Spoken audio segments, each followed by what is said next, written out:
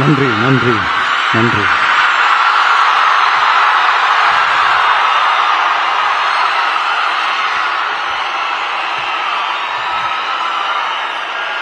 நான் போன மீட்டிங்கில் வேலூரில் பேசும்போது சொல்லியிருந்தேன், தமிழ்நாடு தான் விஜய், விஜய் தான் தமிழ்நாடு அப்படின்னு நான் சொல்லியிருந்தேன். அது ஏன் அப்படி சொன்னேன் அப்படின்னா, தமிழ்நாட்டு மக்களுடைய ஒரே பிரதிநிதியா, உண்மையான ஒரு பிரதிநிதியா நாம மட்டும்தான் இருக்கிறோம் அப்படின்றதுக்காக தான் அப்படி நான் சொன்னேன். அப்புறம் அந்த தேர்தல் பற்றியும் நான் சொல்லியிருந்தேன். தமிழ்நாடு வர்சஸ் ஸ்டாலின் சார், அதாவது விஜய் வர்சஸ் ஸ்டாலின் சார், அதையும் நான் சொல்லியிருந்தேன். அப்புறம் இன்னொரு கேள்வியும் கேட்டிருந்தேன்.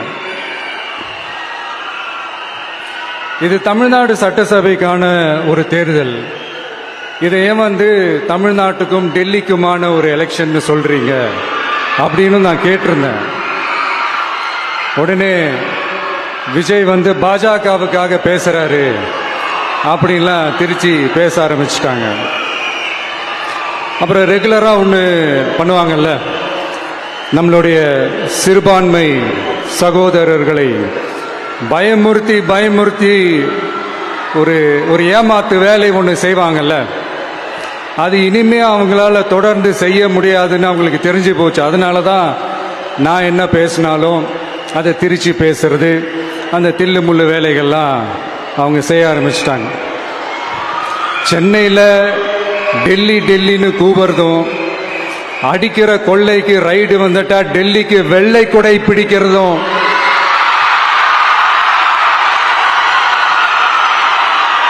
இதெல்லாம் யாருன்னு உங்களுக்கே நல்லா தெரியும். தமிழ்நாட்டை காப்பாத்துறது திமுக தான், தமிழ்நாட்டை பொழைக்க வைக்கிறது திமுக தான், இதெல்லாமே பண்றது திமுக தான், ஸ்டாலின் சார் தான். இதெல்லாம் ஒர்க் அவுட்டே ஆகாது பாஸ்.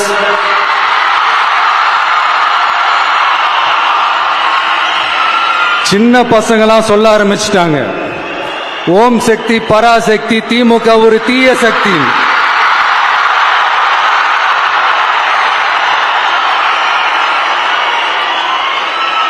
அதனால இந்த தமிழ்நாடு இன்னொன்று வேற ஒன்று சொல்றாங்க. அது என்னடானா, தமிழ்நாட்டு அணி டெல்லி அணியா.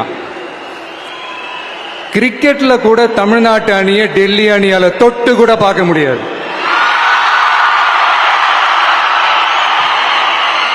அப்படி இருக்கும்போது கிரிக்கெட்லயும் விசில போடுறது தமிழ்நாடு தான். சிஎஸ்கே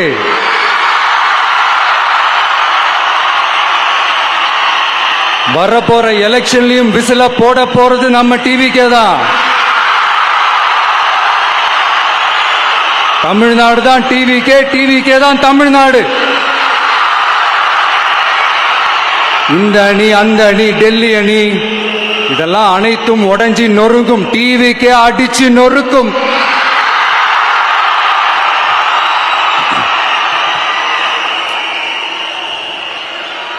எனக்கும் என்னுடைய மக்களுக்கும் நடுவுல வேற யாராலையும் உள்ள நுழையவே முடியாது. இது ஒரு அம்மா பையன் உறவு, அப்பா புள்ள உறவு, அண்ணன் தங்கச்சி உறவு, அண்ணன் தம்பி உறவு, அக்கா தம்பி உறவு. இது சும்மா ஒரு எலெக்ஷனுக்கு வந்த உறவு அப்படின்னு நினைச்சிடாதீங்க. இது இயற்கையாகவே அமைஞ்ச உறவு. இது எவ்வளவு டீப்பான உறவுன்றது நான் உணர்ந்திருக்கிறேன். அதே மாதிரி நம்ம தமிழ்நாடு மக்களும் இதை உணர்ந்து இருக்கிறாங்க. இன்னும் சிம்பிளா சொல்லணும்னா, மற்றவங்களுக்கு வேணா இது எலெக்ஷன், ஆனா எனக்கும் என்ன நேசிக்கிற மக்களுக்கும் இட் இஸ் an emotion.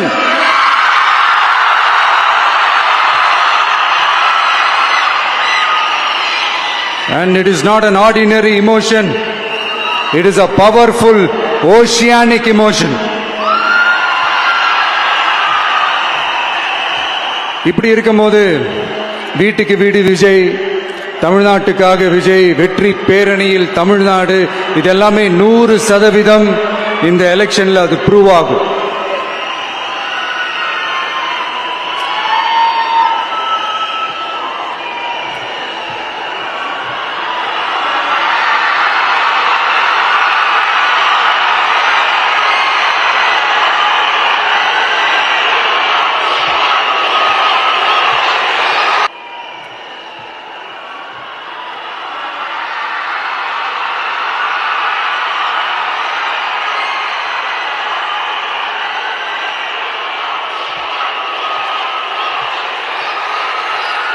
நீங்க எல்லாரும் எனக்கு இன்னொரு உறுதிமொழியை ஒன்று கொடுக்கணும்.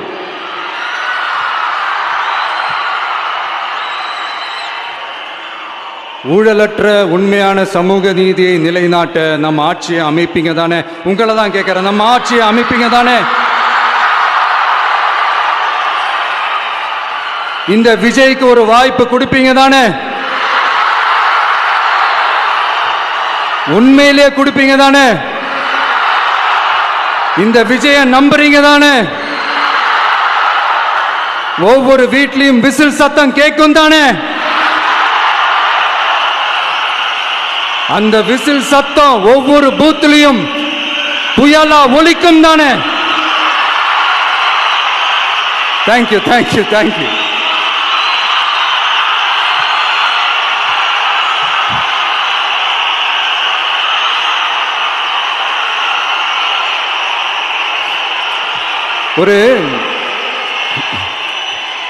ஒரு டாக்டர் இருக்காருன்னா நாம் எப்போ அவரை பற்றி யோசிப்போம்? இப்போ நமக்கு ஏதாவது உடம்பு சரியில்லை அப்படின்னா அவரை யோசிப்போம், அவர் ஞாபகம் வரும். அது மாதிரி நமக்கு ஏதாவது ஒரு பிரச்சனை அப்படின்னா ஒரு வக்கீலை தேடிப்போம், அவர் ஞாபகத்துக்கு வருவார். இது மனித இயல்பு. அந்தந்த பிரச்சனை வரும்போது நம்ம அவங்கவுங்கள தேடி போவோம். ஆனால் டெய்லி பேசிஸ் நம்ம சும்மா சாப்பிடும் போது கூட நம்மளை அறியாமல் ஒருத்தவங்களை பற்றி நினைப்போம், நம்மளை அறியாமல் அவங்களுக்கு நாம் நன்றி சொல்லுவோம். அந்த மதிப்பிற்குரிய அந்த மனிதர்கள் வேற யாரும் இல்லை, விவசாயி, விவசாயி, விவசாயி.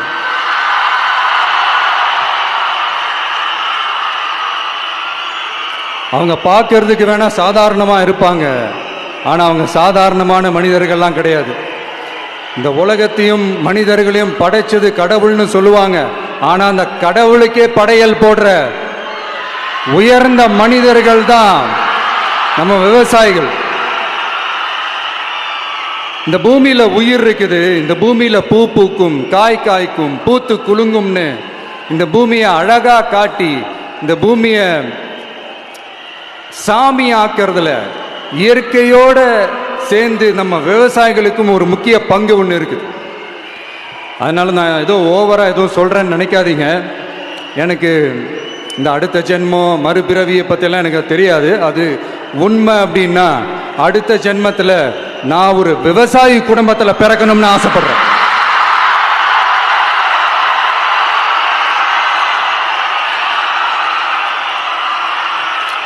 எனக்கு விவசாயத்தை பற்றி டீட்டெயில்டாக தெரியாது தான், நான் ஒத்துக்கிறேன். அதனால் மற்றவங்க மாதிரி நானும் டெல்டாக்காரன் தான் அப்படின்னு உங்கள் காதில் டால்டா ஊத்தலாம் நான் வரல. எனக்கு விவசாயத்தை பற்றி டீட்டெயில்டாக தெரியலனா கூட அவங்க படுற கஷ்டங்களை பற்றி எனக்கு நல்லாவே தெரியும். நம்மளுடைய முதல் அரசியல் பயணம் தொடங்கினதே அந்த பரந்தூர் விஷயத்தை கையில் எடுத்து தான். அதனால நம்மளுடைய இந்த ஆட்சி அமைஞ்சதும் தீர்க்க வேண்டிய முக்கியமான பிரச்சனைகள்ல நம்மளுடைய விவசாய பிரச்சனைகளும் ஒன்று. முதல்வர் அவர்களுக்கு இந்த மாதிரி நீங்கள் அது செஞ்சிட்டேன் இது செஞ்சிட்டேன் அப்படின்னு நிறையா பெருமையாக சொல்லிக்கிறீங்களே, ஒரு அடிப்படை ஒரு பிரச்சனையை பற்றி ஒன்று பேசுவோமா? கொஞ்ச நாளைக்கு முன்னாடி ஐநா சபை ஒரு ரிப்போர்ட் ஒன்று வெளியிட்டிருந்தாங்க. அது கூட தினத்தந்தி நியூஸில் கூட வந்துச்சு. உடனே கூகுள் பண்ணி எதுவும் தேடாதீங்க, உங்கள் ஏஜென்சி வச்சு எதுவும் சர்வே கிருவே எடுக்காதீங்க. எதுக்கு உங்களுக்கு சிரமம்? நானே என்னன்னு சொல்கிறேன். தண்ணீர் திவால் அப்படின்ற அந்த தலைப்பில் தண்ணியே இல்லாமல் திவால் ஆக போகுது அப்படின்ற அந்த கட்டுரை படிக்கும் போது உண்மையிலேயே மனசுக்கு ரொம்ப பகீர்னு இருந்தது. இந்தியாவிலேயே அது முக்கியமாக நம்ம தமிழ்நாட்டில் இன்னும் கொஞ்ச காலத்திலேயே தண்ணியே இல்லாமல் திவாலாக போகுதாம். அதுக்கு காரணம் நிலத்தடி நீரை பாதுகாக்காமல் விட்டது தான் காரணமா. மண்ணையும் மணலையும் கொள்ளையடிச்சா பின்ன வேற என்ன நடக்கும்? மலைகளை முழுகினா பின்ன வேற என்ன நடக்கும்? கனிம வளங்களை கொள்ளையடிச்சா பின்ன வேற என்ன நடக்கும்? இந்த மணல் கொள்ளையில் ஈடுபட்டவங்களை மேலே நீங்கள் சரியாக நடவடிக்கை எடுக்கலைன்னு அது போதுமானதாக இல்லை அப்படின்ட்டு சென்னை உயர்நீதிமன்றம் சொன்னிச்சே, மறந்துட்டீங்களா? இந்த மணல் கொள்ளை, கனிம வள கொள்ளை, இதுக்கெல்லாம் காரணம் மணல் மாஃபியா குரூப் தான் மதுரை உயர்நீதிமன்றம் அந்த கிளை சொன்னிச்சு. அதை மறந்துட்டீங்களா? இந்த மணல் மாஃபியா குரூப்புக்கு ஆதரவு அளிக்கிறது யாரு? உங்க திமுக கவர்மெண்ட் தானே. அது இல்லைன்னு சொல்ல முடியுமா? அவங்களோட டீலிங்ல இருக்கிறது யாரு? நீங்க தானே. அது இல்லைன்னு சொல்ல முடியுமா? தண்ணி திவாலாக போகுது, மணல் திவாலாக போகுது, கனிம வளம் திவாலாக போகுது. மொத்தத்தில் உங்க ஆட்சியில தமிழ்நாடு திவாலாக போகுது. கடன் மேல கடன் வாங்கிட்டு உங்க கவர்மெண்ட்டே குப்பராட்சி படுத்துக்கிச்சு. உங்ககிட்ட பேசுறதும் ஒண்ணுதான். சரி, அதை விடுங்க.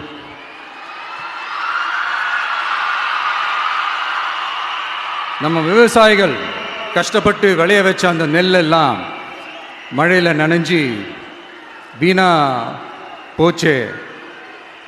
டெல்டாக்காரன்னு சொல்லிக்கிற நீங்க அதை எதாவது கவனிச்சிங்களா? அவங்களுடைய போராட்டம் எதுக்காவது கூட போய் நின்றுக்கிறீங்களா? கூண்டாஸ்ல மட்டும் போடுவீங்க. இதானே உங்களுடைய அந்த சாதனை. பரந்தூர் பிரச்சனை, உங்களுடைய உண்மையான நிலைப்பாடு என்ன? மேல்மா விஷயத்தில் உங்களோட உண்மையான நிலைப்பாடு என்ன? தமிழகத்தில் இருக்கிற எல்லா ஆறுகளையும் இணைப்போம், இந்தியாவிலேயே நாங்கள் தான் அதை பற்றி ஃபர்ஸ்ட் யோசித்தோம் அப்படின்னு பெருமையாக சொல்லிக்கிற இந்த திமுக கவர்மெண்ட் அவங்களுடைய நாக் என்னன்னு சொல்லவா? இந்த மாதிரி பெரிய பெரிய திட்டங்கள்லாம் ஆட்சிக்கு வந்த உடனே செய்ய மாட்டாங்க. அந்த ஆட்சி முடிகிற டைமில், அந்த கடைசி 6 மாதம், அந்த 1 வருஷம், அந்த 1.5 வருஷத்தில் அதுக்கான திட்டத்தை கொண்டு வருவாங்க, அதுக்கான அடிக்கலை நாட்டுவாங்க. அதுக்கப்புறம் எலெக்ஷன் வரும், தோத்துருவாங்க. கேட்டால் எங்கள் ஆட்சி தான் முடிஞ்சிருச்சே அப்படின்னு நாடகம் ஆடுவாங்க. இல்லை, நான் தெரியாமல் தான் கேட்குறேன். மக்கள் மேலே உங்களுக்கு உண்மையிலே அந்த அக்கறை இருந்துச்சுன்னா ஆட்சிக்கு வந்த உடனே இந்த மாதிரி பெரிய பெரிய திட்டங்கள்லாம் ஸ்டார்ட் பண்ண வேண்டியது தானே. அதனால் ஆட்சி முடியும் போது அடிக்கல் நாட்டுறது. ஓட்டுக்காக என்னென்னலாம் பேசுவீங்க, ஆனால் மக்கள் இதெல்லாம் நம்புறதுக்கு அவங்க ஏமாளிங்க நினச்சிங்களா? மக்களே, நம்மளுடைய ஆட்சி அமைஞ்சதும் இந்த மாதிரி பெரிய பெரிய திட்டங்கள்லாம் உடனே ஸ்டார்ட் பண்ணுவோம். அதை அந்த 5 வருஷத்துக்குள்ள அதை முடிக்கவும் ட்ரை பண்ணுவோம். ஸோ இப்படிலாம் நம்ம பேசினா காவிரி பிரச்சனையில் உன் கருத்து என்ன, முல்லை பெரியார் பிரச்சனையில் உன் கருத்து என்ன, இப்படிலாம் அதெல்லாம் பற்றி உனக்கு என்ன தெரியுமா அப்படின்னு கேட்க ஆரம்பிச்சிருவாங்க. ஐயா, உலக மகா மேதைகளே, ROV, ரிமோட்லி ஆப்ரேட்டட் வெஹிக்கிள், அதை வச்சு தண்ணிக்குள்ளேயே போய் அணைகளோட உறுதித்தன்மையை ஆராய்ச்சி பார்க்குற வரைக்கும் நான் எல்லாம் தெரிஞ்சுதான் வச்சிருக்கிறேன். ஒருத்தன் சைலண்டாக இருக்கான், அமைதியாக இருக்கான்னா உடனே அவனுக்கு எதுவுமே தெரியாதுன்னு நினச்சிடாதீங்க. சும்மா கருத்து சொல்லிக்கிட்டு கம்பு சுற்றிக்கிட்டு இருந்தால் எல்லாமே நடந்துருமா? நசன் பேசி அதை கேட்டு மக்கள் வெறுத்து போயிட்டாங்க. உருப்படியா ஏதாவது யோசிங்கயான்னு மக்கள் நினைக்கிறத யாருக்கு தெரியுதோ தெரியலையோ, எனக்கு அது நல்லாவே தெரியுது. உரிய இடத்துக்கு போய் சம்பந்தப்பட்டவங்களோட பேசி அதுக்கான சொல்யூஷன் என்னன்னு தெரிஞ்சுக்கிட்டு அதை ப்ராப்பராக எக்ஸிக்யூட் பண்ணணும். அடுத்து, நம்மளுடைய கடல் விவசாயிகளான நம்மளுடைய மீனவர்களுடைய பிரச்சனைக்கு அப்பப்போ எந்திரிச்சு கடிதம் எழுதிட்டு திரும்ப தூங்க போயிடுவார். அவ்வளோதான், அதோட அது அப்படியே கிடக்கும். மானே, தேனே, பொன்மானே, இப்படிலாம் கடிதம் எழுதுறதெல்லாம் வேலைக்கே ஆகாது. ஒன்றிய அரசுக்கு அந்த உண்மையான உணர்வுபூர்வமான அந்த அழுத்தத்தை கொடுக்கணும். நம்ம மீனவர்கள் மேல அவங்க கையே வைக்க கூடாது, கையே வைக்க விடக்கூடாது. அவங்களுக்கான அந்த பாதுகாப்பு பக்காவா இருக்கணும். அதுதான் நம்மளுடைய ஒரே அஜெண்டா. மீனவர்களே, அடுத்து நம்மளுடைய ஆட்சி தான். கவலைப்படாதீங்க, தைரியமா இருங்க. உங்களுக்கான பாதுகாப்பு பக்காவா இருக்கும். இப்படி இருக்கும்போது அடுத்ததும் நாங்க தான் அப்படின்னு சிஎம் சார் சொல்லுவாங்க. அதெல்லாம் நடக்கவே நடக்காது. 2வது முறை வந்ததெல்லாம் சரித்திரமே கிடையாது. இந்த சைனால கிரேட் வால் ஆஃப் சைனா கேள்விப்பட்டிருப்பீங்க. அதோடைய நீளத்தை விட பெரிய டாஸ்க் இது. ஆனானப்பட்ட அவங்க அப்பாவாலே முடியல.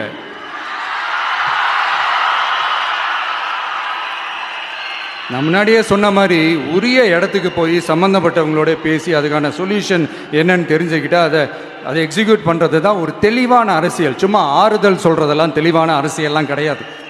அதெல்லாம் ஒரு ஹம்பக் அரசியல். அரசியலுக்கு வந்துட்டா கலெக்ஷன் பார்க்கலாம் அப்படின்றதெல்லாம் அரசியல் கிடையாது. உண்மையிலே மக்களுக்கான அந்த உழைப்பு இருக்கணும். அதனால தான் நாம் அரசியலுக்கு வந்திருக்கிறோம். இது எதிரிங்களுக்கு நல்லாவே தெரியும். அதனால தான் நம்மளை சுற்றி அத்தனை சதிகள். அதில் முக்கியமான சதி என்ன தெரியுமா? இத பாரு, ஒன்னு நீ இல்லனா நான் இல்லனா நீ இல்லனா நான். நமக்குள்ள வேற எவனும் நடுவில் வந்துடக்கூடாது. நாம 2 பேரால மட்டும்தான் மக்களை ஈஸியா ஏமாத்த முடியும். இந்த விஜய் வந்ததுனால நமக்கு பொழப்பே போச்சு. மக்கள் வேற அவனை தான் நம்புறாங்க. நாம வெளியே அடிச்சுக்கிற மாதிரி அடிச்சுக்கிட்டாலும் உள்ள நம்மளுடைய டீலிங் பக்காவா இருக்கணும்.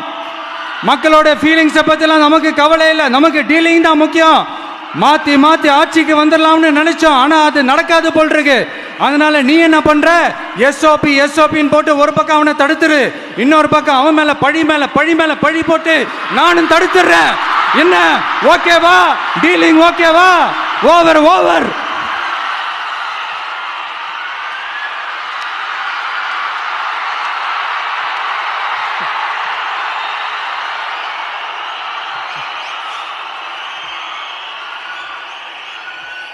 இல்லைங்க, உண்மையிலேயே சிரிக்கிறதா என்ன பண்றதுன்னு எனக்கு தெரியல. உண்மையிலே இப்படிதான் இருக்கு அவங்க டீலிங்லாம்.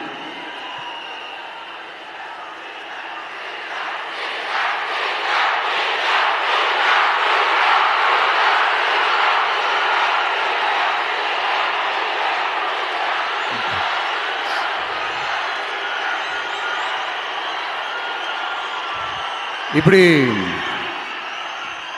பழி மேலே பழி போட்டு கரூரில் ஆரம்பித்து நம்ம ஜனநாயகன் படம் ரிலீஸ் வரைக்கும். ஆனால் அந்த ரிலீஸ் பிரச்சனையில் நிறைய பேர் குரல் கொடுத்தாங்க. முக்கியமாக நம்மளுடைய முதல்வர் அவர்கள் கூட பூசி மொழிகி பட்டும் படாமல் குரல் கொடுத்தாங்க. But what ever it is, குரல் கொடுத்த அவங்களுக்கும் மற்றவங்க எல்லாருக்கும் இந்த நேரத்தில் என்னுடைய நன்றியை தெரிவிச்சுக்கிறேன். இப்படி நாம் வெளிப்படையாக பேசுறதுனால சிஎம் சாரோட மனநிலை இப்போ எப்படி இருக்கும் தெரியுமா? ஏற்கனவே கட்சிக்காரங்க தொல்லை தாங்க முடியல, தூங்க விட மாட்டேறாங்க. இந்த விஜயம் வந்து தூங்க விட மாட்டான். நம்ம பாட்டுக்கு ஹைவேல சைக்கிள்ல சோலாவா போலான்னு நினைச்சோம். இவன் நாடானா மக்கள் சக்தியோட வந்துட்டு இருக்கான். இவன் தான் கேள்வி கேட்கறான்னு பார்த்தா மக்களையும் கேள்வி கேட்க வைக்கிறான். 1000 ரூபாய் கொடுத்துட்டு இருந்தோம், 5000 ரூபாய் கொடுத்து ஏமாத்தலான்னு பார்த்தா அதையும் கேள்வி கேட்க வைக்கிறான். விசில் சத்தம் வேற விண்ண முட்டுது. கூட்டணி கட்சிகள் தொல்லை வேற தாங்க முடியல. இவன் பண்ற பிரச்சாரத்தையாத்து முடக்கலான்னு பார்த்தா அப்பவும் மக்கள் அவன் பின்னாடி தான் நிக்கிறாங்க. என்ன பண்றது ஏது பண்றதுன்னு தெரியாத ஒரு மனநிலையில இருப்பாரு. ஆனா சார், நீங்க இந்த விஜயம் முடக்கலாம். ஆனா ஒவ்வொரு வீட்டில் இருக்கிற ஒவ்வொரு விஜயையும் உங்களால முடக்கவே முடியாது.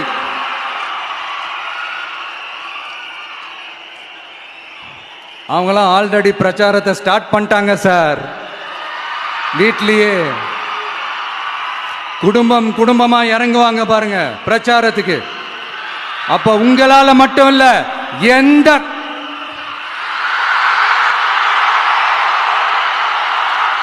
யாராலையும் தடுக்க முடியாது.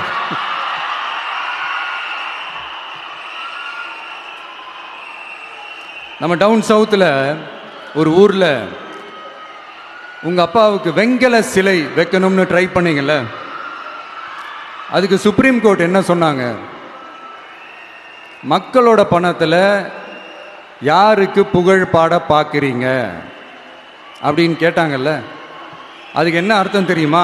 ஊராம் வீட்டு நெய்யில உங்க வீட்டுக்கு ஸ்வீட் செய்யாதீங்க. எப்படி? ஊராம் வீட்டு நெய்யில உங்க வீட்டுக்கு ஸ்வீட் செய்யாதீங்கன்னு அர்த்தம். மக்களோட ஒரு அடிப்படை வாழ்வாதாரத்துக்கு ஏதாவது பிரச்சனைக்குன்னு கேட்டா நிதி சுமைன்னு சொல்றீங்க. செலை வைக்கிறதுக்கு மட்டும் எங்கிருந்து சார் காசு வருது?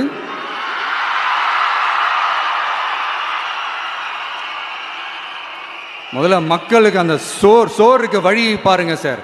செலை வைக்கிறத பத்திலாம் அப்புறமா யோசிக்கலாம். கேஸ் சிலிண்டருக்கு மானியமா 100 ரூபாய் தரேன்னு சொன்னீங்களே, என்னாச்சு? கரும்புக்கு ஆதார விலையா 4000 ரூபாய் தரேன்னு சொன்னீங்களே, என்னாச்சு? ரொம்ப நாள் கல்யாணமே ஆகாம இருக்கிற பெண்களுக்கு அவங்களுடைய கல்வி தகுதிக்கு ஏற்ப அரசு வேலை கொடுப்போம்னு சொன்னீங்களே, என்னாச்சு? இதெல்லாம் வெறும் சாம்பிள் தான். இதோட ஹைலைட் ஒன்று இருக்கு. மாநில அரசால முடியவே முடியாதுன்னு தெரிஞ்சுக்கிட்டோம், நாங்க வந்தா நீட்டை ஒழிப்போம். ஆகா ஆகா ஆகா ஆகா, எவ்வளவு பெரிய ஒரு மோசடி இது! கேட்டா நாங்க தான் முன்மாதிரி ஆட்சின்னு சொல்லுவாங்க. மோசடி ஆட்சி. மோசமானவங்களே முக்கியமானவங்க கேள்விப்பட்டிருக்கிறீங்களா? அந்த மாதிரி மோசடி ஆட்சியிலே முக்கியமான ஆட்சி இந்த திமுக ஆட்சி. மக்களே, மக்களை நேசிக்கிற விஜய் வேணுமா? மக்கள் விரோத ஆட்சி நடத்துற ஸ்டாலின் சார் வேணுமா?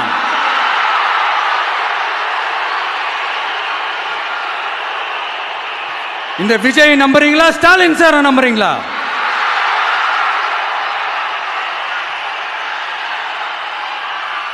இந்த சத்தத்துக்கு அர்த்தம் தெரியுமா சார்? ஸ்டாலின் தொடரட்டும் அப்படின்னு அர்த்தம் கிடையாது. தீய சக்தி திமுக ஆட்சி மறையட்டும், தூய சக்தி டிவிகே ஆட்சி வரட்டும். நானும் உதிக்கட்டும்னு சொல்லாம்னு நினைச்சேன், பார்த்தா அதை வேற திருச்சி பேச ஆரம்பிச்சிருவாங்க. திருநெல்வேலியில், நாங்குநேரியில் இப்போ ரீசெண்டா ஒரே லைன்ல சொல்லணும்னா, நம்ம நண்பர் ஒருத்தர் ட்வீட் போட்டிருந்தாரு, அதையே சொல்றேன். ஸ்டாலின் தொடரட்டும், சட்டம் ஒழுங்கு சந்தி சிரிக்கட்டும். இதுதான் அந்த பிரச்சனைக்கு ஒரே லைன்.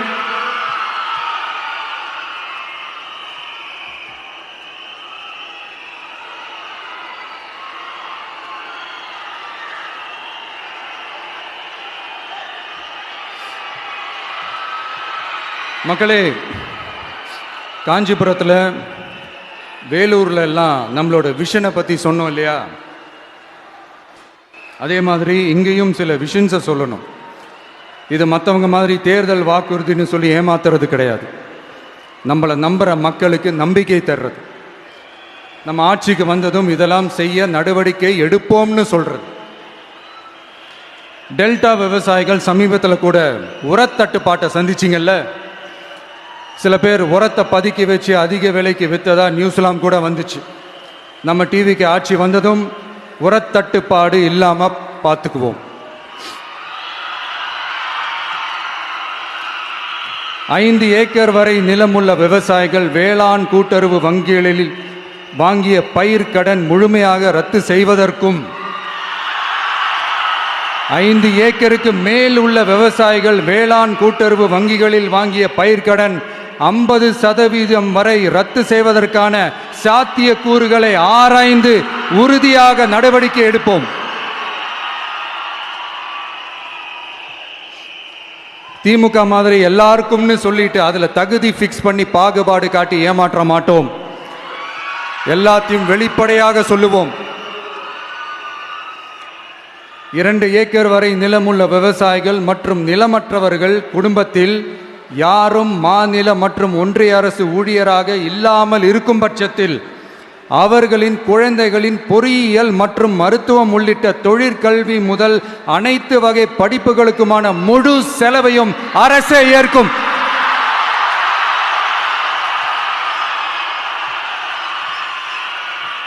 விவசாயிகளின் விருப்பத்திற்கு எதிராக எந்த திட்டமாக இருந்தாலும், ஒன்றிய அரசின் நெருக்கடியே இருந்தாலும் அந்த திட்டத்தை உங்களுடைய டிவிகே ஆட்சி முழுமையாக நிராகரிக்கும். எப்போதும் விவசாயிகளின் பக்கமே நம் ஆட்சி நிற்கும். கொள்முதல் நிலையங்களில் முறையாக நெல் மூட்டைகள் பாதுகாக்கப்படும். நெல் முளைத்து வீணாவதை பார்த்து கொண்டு நமது அரசு சும்மா இருக்காது. போதுமான கொள்முதல் நிலைய வசதிகள் ஏற்படுத்தப்படும். அதே போல கொள்முதல் நிலையங்களில் கொள்முதல் செய்வதற்கோ மூட்டை ஏற்றி இறக்கவோ 1 பைசா கமிஷன் வாங்காமல் பார்த்து கொள்ளப்படும். அப்படி கமிஷன் வாங்குவது யாராக இருந்தாலும் கடும் நடவடிக்கை எடுக்கப்படும்.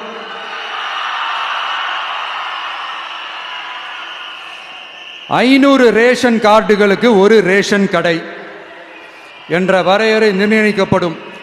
கிராமங்களிலும் எடையாளர் நியமிக்கப்படுவார். பெண் விற்பனையாளருக்கு பெண் எடையாளர், ஆண் விற்பனையாளருக்கு ஆண் எடையாளர் என்பது பின்பற்றப்படும்.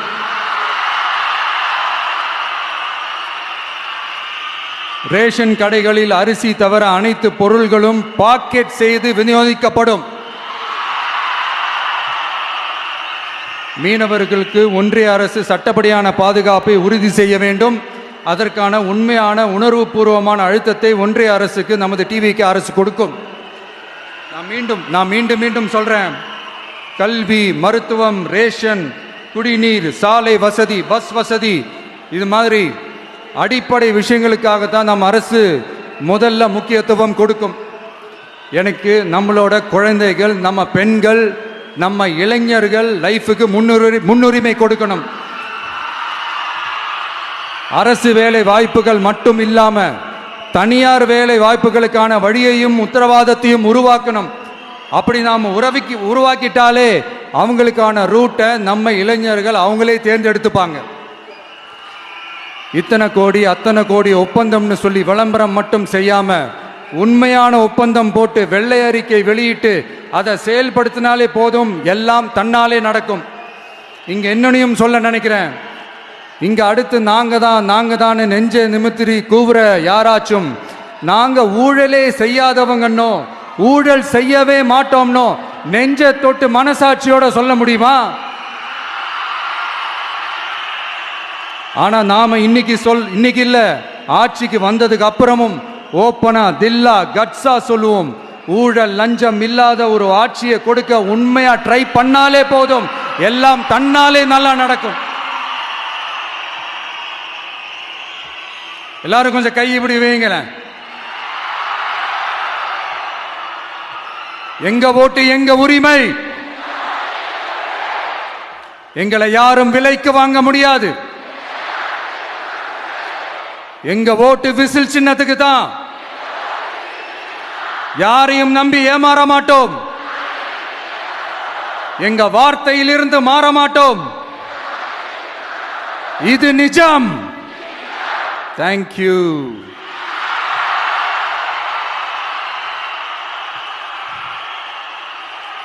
என் நெஞ்சில் குடியிருக்கும் தஞ்சை மக்களே,